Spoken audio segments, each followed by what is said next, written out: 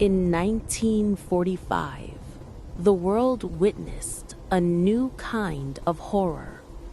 Not a monster born from myth, but a weapon born from mankind. The sky over Hiroshima burned, the sea carried the memory, and Japan was left with something far worse than ruins. It was left with fear. 9 years later, that fear took a shape, not as a hero, not as a villain, but as a warning. In 1954, audiences watched in silence as a creature rose from the ocean, its skin scarred like radiation burns, its footsteps echoing like air raid sirens. This was not entertainment. This was trauma walking. But something strange happened over the decades. The monster evolved. In America, it became a force of nature, a cinematic titan fighting for balance. In Japan, it returned as a symbol of bureaucratic failure and modern anxiety. And in recent years, it became something even more disturbing, not just destruction, but guilt, shame, survival. Godzilla is not just a monster, it is a mirror reflecting nuclear fear, political paralysis, and humanity's fragile hope for redemption. This is not just the evolution of a creature. This is the evolution of fear itself, from post-war nightmare to modern myth. This is the terrifying evolution of Godzilla. In 1954, Japan was still healing, but healing does not mean forgetting. The war had ended 9 years earlier. The cities were rebuilding. Children were returning to school. Factories were breathing again. But beneath the progress, there was silence. A silence filled with radiation. Hiroshima and Nagasaki were not just tragedies. They were psychological scars burned into the national identity. And then, in March of 1954, something happened. A Japanese fishing boat, the Lucky Dragon No. 5, was exposed to nuclear fallout from American hydrogen bomb tests in the Pacific. The fishermen survived, but they carried radiation home with them. Fear returned, not as memory, but as present reality. And only months later, a film was released. Not a fantasy, not a children's adventure, but a horror film disguised as science fiction. Godzilla did not emerge from folklore. He was awakened by nuclear testing. His skin resembled keloid scars, like the burns of atomic survivors. His roar echoed like an air raid siren. His footsteps sounded like bombs falling. When he destroyed Tokyo, it did not feel like spectacle. It felt like reliving the war. Hospitals overflowed with injured civilians. Mothers clutched their children. Crowds fled through smoke-filled streets. These scenes were not exaggerated. They were familiar. Director Ishiro Honda did not create a monster to entertain. He created a metaphor. Godzilla was nuclear fear made visible, an unstoppable force born from human arrogance. And the most haunting part, Godzilla was not evil. He was a victim too, a creature mutated and tortured by radiation. In many ways, he represented Japan itself, transformed by forces beyond control, suffering because of decisions made by powerful nations. The film ends not with triumph, but with sacrifice. Dr. Serizawa destroys Godzilla using the oxygen destroyer, and then takes his own life to ensure the weapon is never used again. The message is clear. Science without morality leads to catastrophe. Power without responsibility creates monsters. The original Godzilla was not about destruction. It was about warning. And that warning still echoes today. Because the true horror was never the monster. It was what awakened him. When Godzilla returned in 2014, he was no longer just Japan's trauma. He had crossed the ocean. And in America, monsters are different. They are not metaphors. They are myths. Director Gareth Edwards reintroduced Godzilla not as a villain, but as something older than humanity, ancient, primordial, a force of nature. This version of Godzilla was not created by nuclear weapons. He was awakened by them, and that difference matters. In 1954, nuclear power created the monster. In 2014, nuclear power disturbed something that already existed. The fear had evolved. America did not portray Godzilla as punishment. It portrayed him as balance, an alpha predator restoring order to a chaotic ecosystem. The true threat in the film was not Godzilla. It was the mutos, parasitic creatures feeding on radiation.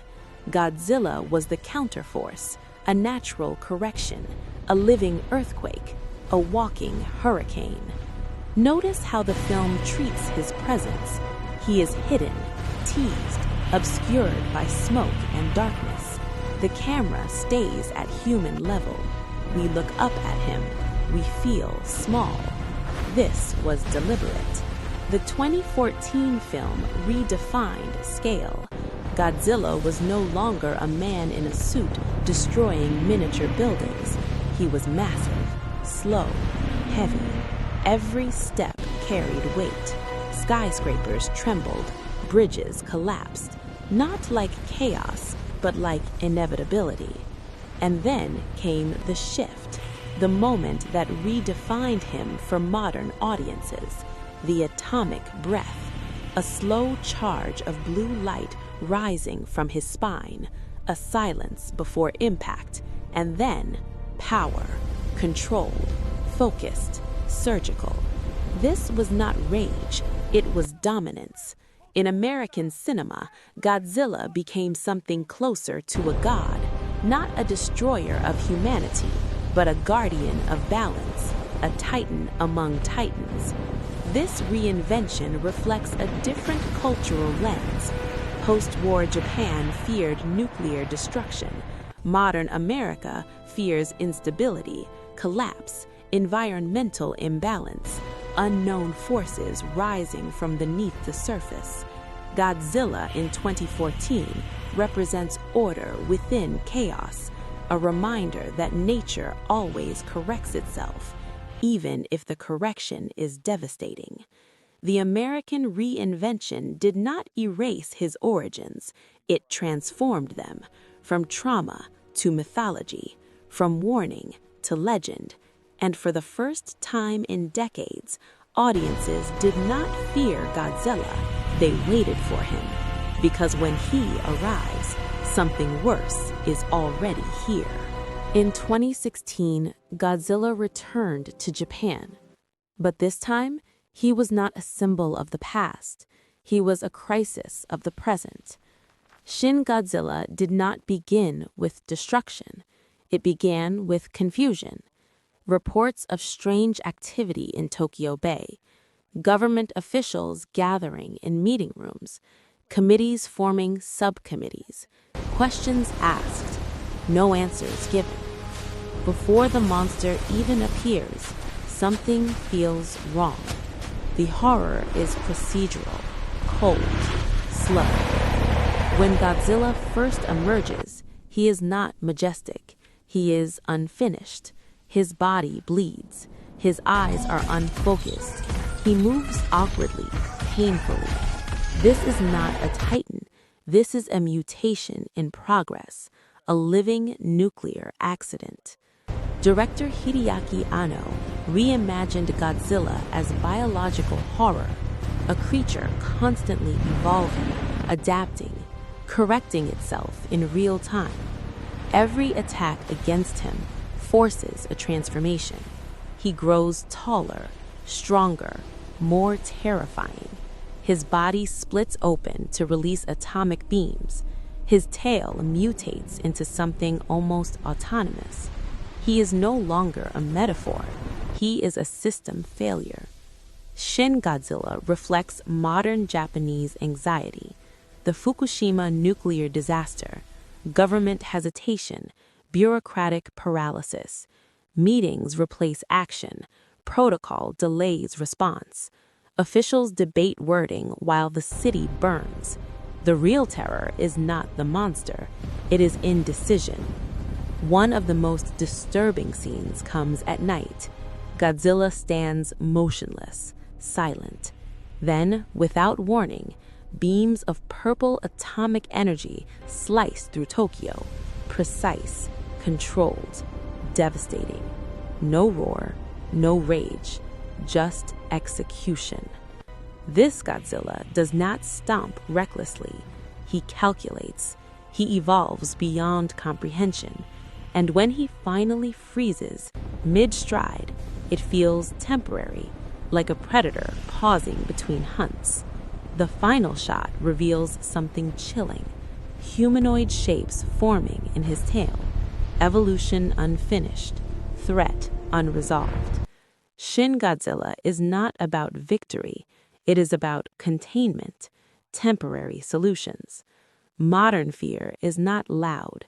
It is administrative, systemic, invisible until it is too late. In 1954, Godzilla was trauma. In 2014, he was myth. In 2016, he became inevitability, a reminder that in a world of complex systems, failure spreads faster than fire. The year is uncertain. The world braces. Godzilla has returned. But this time, there is no hero, no procedure, no mythology to soften the blow. The skyline is a skeleton of steel and glass. The air vibrates with anticipation.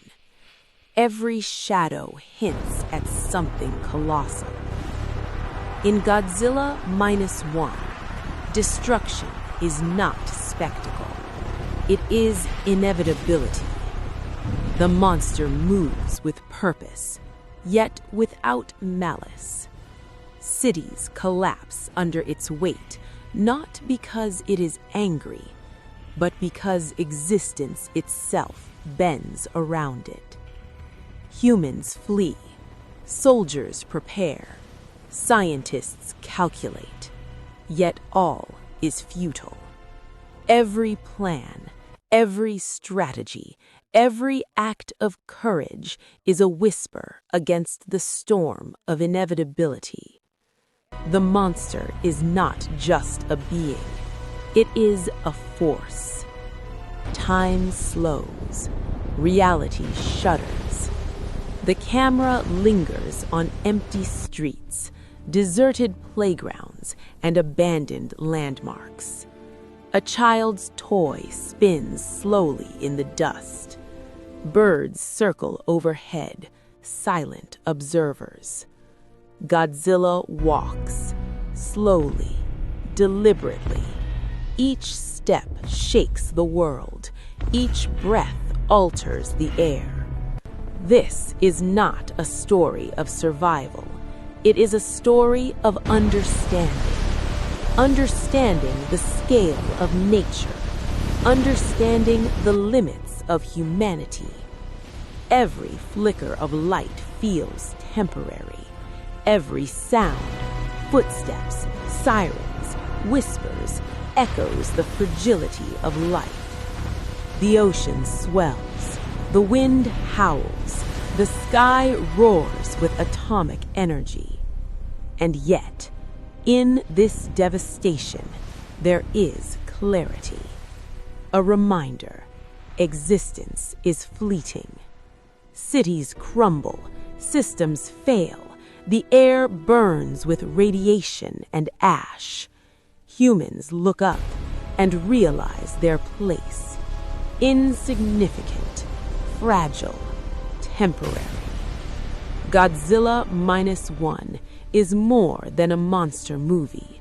It is a meditation on mortality, on entropy, on the sheer scale of the universe and how small we truly are.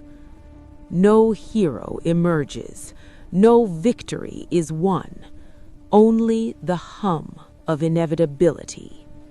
And as the camera pulls back, the world, burned, twisted, shattered, reminds us some forces are beyond comprehension.